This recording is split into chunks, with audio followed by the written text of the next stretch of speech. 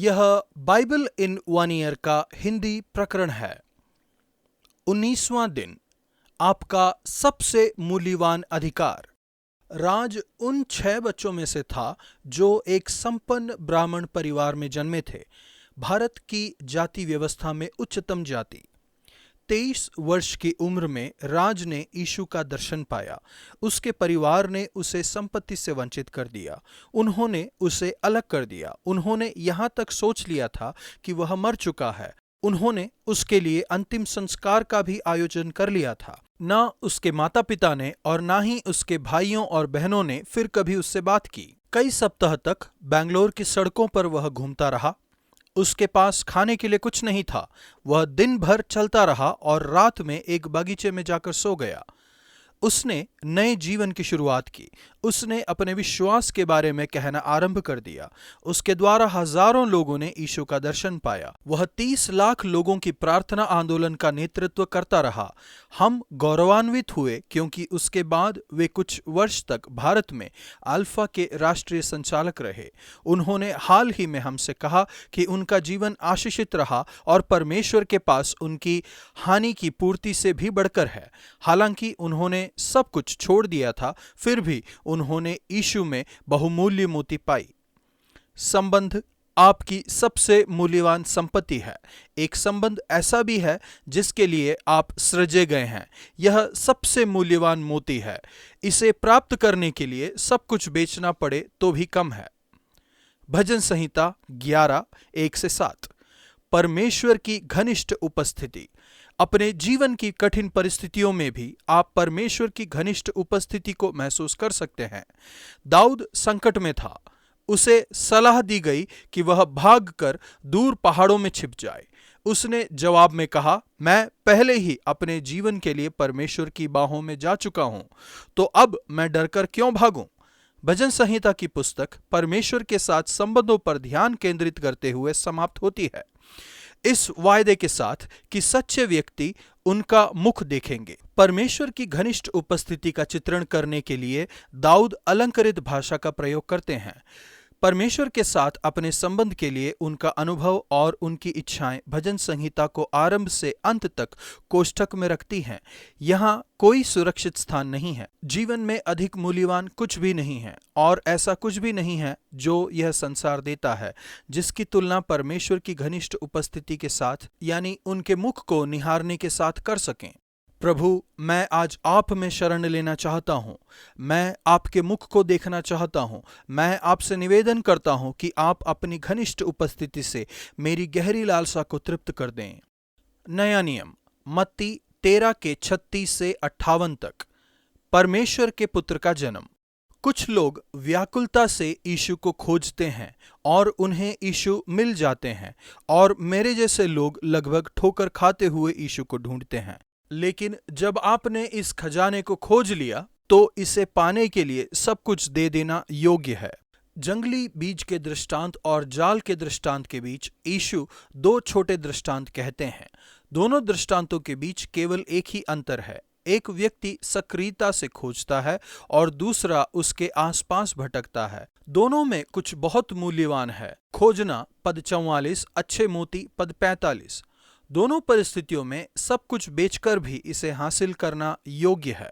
यह वह है जहां सच्चा आनंद, वास्तविक खजाना और अत्यधिक मूल्य पाया जाता है। स्वर्ग का राज्य राजा को जानने के विषय में है। यह यीशु के विषय में है और आप उनके प्रति कैसी प्रतिक्रिया करते हैं इस विषय में है।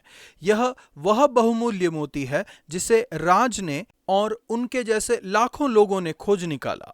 जब आप संसार की सारी बुराइयों को देखते हैं तो क्या आप कभी अचंभित होते हैं कि परमेश्वर इन बुराइयों को एक ही बार में दूर करके मुक्त क्यों नहीं करते? जंगली बीज के दृष्टांत में परमेश्वर सेवक रोकते हैं। न्याय होने वाला है। जिन्होंने पाप किया है और सब जो बुराई करते हैं उनके अंत के विषय में यीशु सावधान करते हैं। वे कहते हैं कि परमेश्वर जंगली बीज को नष्ट कर देंगे और निकम्मी मछलियों को चुनकर कूड़े में फेंक देंगे। वे वायदा करते हैं कि उस दिन तुम जो धर्मी हो, यीशु के द्वारा परमेश्वर के साथ सही बनाए गए हो, अपने पिता के राज्य में सूर्य के समान चमकोगे। आपका चमकना परमेश्वर के साथ आपके संबंध के कारण है, और इसका अर्थ यह है कि एक दिन आप परमेश्वर के राज्य में सूर्य के समान चमकेंगे। लेकिन फिर भी परमेश्वर सारी बुराइयों को नाश करने की अनुमति नहीं देते। वे सारे गेहूं को खलिहान में एकत्र करना चाहते हैं। परमेश्वर जानबूझकर देरी करते हैं जब तक जगत का अंत न हो, जिससे से ज्यादा लोग यीशु के सुसमाचार को ग्रहण कर पाएंगे और वे बहुमूल्य अधिकार को जानेंगे। प्रभु, मैं आपका धन्यवाद करता हूं कि आपके साथ घनिष्ठ संबंध ही बहुमूल्य मोती है। मुझे अपने समीप रखिए और मेरी सहायता कीजिए कि जो कुछ मुझे उस संबंध से अलग करे उस पर मैं ध्यान न दूं। पुराना नियम, उत्पत्ति 38 के 1 से 39 के 23 तक। परमेश्वर की आशीषों को अनुभव करना।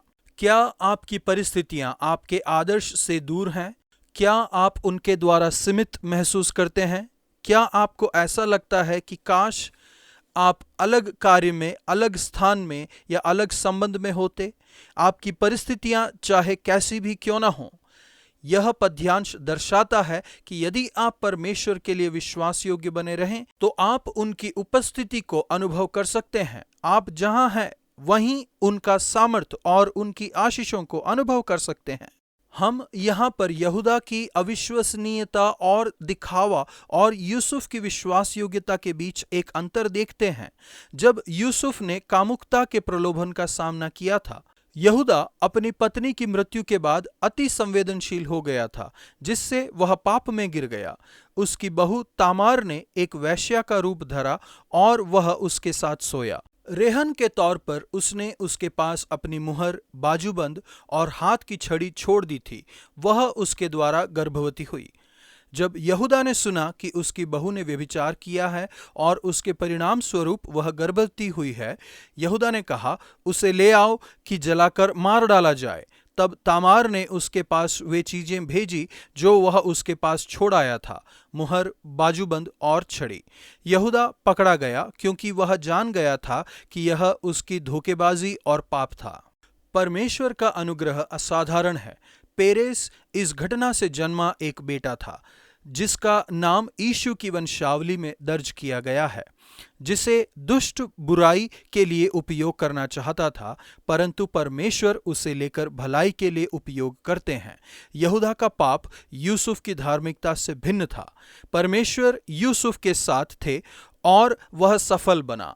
पोतीफर ने देखा कि परमेश्वर यूसुफ के साथ है और जो कुछ वह करता है उसमें परमेश्वर उसे सफलता देते हैं। उसने अपने घर पर उसे प्रभु बनाया। इसका परिणाम यह हुआ कि परमेश्वर ने पोतीफर के परिवार को आशीषित किया। परमेश्वर यूसुफ के साथ था। वह इस पद्यांश में 4 बार दर्शाया गया है। फिर भी यह तथ्य कि परमेश्वर आपके साथ है, इसका मतलब यह नहीं कि आप प्रलोभन का सामना नहीं करेंगे। यूसुफ ने बहुत प्रलोभन का सामना किया। पोतीफर की पत्नी ने यूसुफ को फुसलाने की कोशिश की कि वह उसके साथ बिस्तर पर आए, लेकिन उसने इनकार कर दिया। उसने देखा कि इस प्रलोभन में गिरना न केवल परमेश्वर के विरुद्ध बल्कि अपने स्वामी पोतीफर के विरुद्ध भी पाप है। मैं कैसे उसके विश्वास को तोड़ सकता हूं और परमेश्वर के विरुद्ध पाप कर सकता हूं? उसने न केवल उसके साथ बिस्तर पर जाने से इनकार किया, बल्कि वह इस प्रलोभन के पास भी नहीं गया। यूसुफ हमें एक बड़ा उदाहरण देते हैं कि प्रलोभन का सामना कैसे करना है।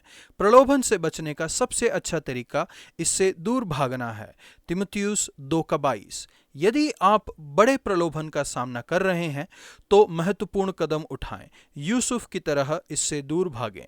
पोतीफर की पत्नी ने यूसुफ के वस्त्र फाड़कर कहा, मेरे साथ बिस्तर पर चल, लेकिन वह अपना वस्त्र उसके हाथ में छोड़कर भागा और बाहर निकल गया। अब यहूदा की भिन्नता को देखें। यहूदा ने अपनी मुहर, बाजूबंद और छड़ी तामार के हाथ छोड़ दी। यह सबूत है उसके अपराध का। यूसुफ ने अपने वस्त्र पोतीफर की पत्नी के हाथ छोड़ दिए। उसने उसका उपयोग यूसुफ के अपराध को साबित करने के लिए किया, लेकिन वास्तव में यह उसकी बेगुनाही का सबूत था। इस वास्तविकता के कारण कि परमेश्वर यूसुफ के साथ था, वह प्रलोभन से बचा रहा। इसके बाद उसने भयंकर अन्याय का सामना किया। उसे कारागृह में बंद किया गया। उसने अपना अधिकार खो दिया, लेकिन उसने अपनी स्वतंत्रता नहीं खोई। यहाँ तक कि परमेश्वर कैद में भी उसके साथ थे। परमेश्वर ने उस पर अपनी कृपा दृष्टि रखी और बंदीगृह का दरोगा भी यूसुफ को समर्थन दे रहा था। बंदीगृह के मुख्य अधिकारी ने यूसुफ को कैदियों के ऊपर प्रभु ठहराया। उसका समापन वहां की कार्यप्रणाली का प्रबंध करते हुए हुआ। परमेश्वर उसके साथ था और जो कुछ वह करता था उसमें वह उसे सफलता देता था। अपनी परिस्थितियां शायद आदर्श नहीं हैं। उदाहरण के लिए, आप खुद को बंदीगृह में महसूस कर रहे होंगे। अपने कार्य में, स्वास्थ्य के विषय में, संबंधों में या अन्य परिस्थितियों में एक कैदी की तरह सीमित महसूस कर रहे हैं। फिर भी इन सभी के बीच में यदि आप परमेश्वर के साथ विश्वास योग्य बने रहें, तो आप भी उनकी उपस्थिति को अपने साथ अनुभव करेंगे। यह बहुमूल्य मोती है। यह आपका सबसे बहुमूल्य अधिकार है। प्रभु, मैं धन्यवाद करता हूं कि जब सब कुछ गलत हो रहा होता है और परीक्षा और प्रलोभन का सामना करना पड़ता है, तब मैं यह जानता हूं कि परमेश्वर मेरे साथ हैं और आपकी आशीषों का अनुभव कर पाता हूं। आप अच्छे व्यक्ति को गिरा नहीं सकते। परमेश्वर यूसुफ के साथ थे, बल्कि जब उसके साथ सब कुछ गलत हो रहा था, फिर भी उन्होंने उसे इन सब से नहीं बचाया, बल्कि उन्होंने इसका उपयोग भलाई के लिए किया। परमेश्वर यूसुफ के चरित्र पर काम कर रहे थे। यह सब उसकी तैयारी का हिस्सा था। आज का वचन, यहोवा यूसुफ के साथ था और जो कुछ वह करता था, यहोवा उसको उसमें सफलता देता था। उत्पत्ति 39 का 23।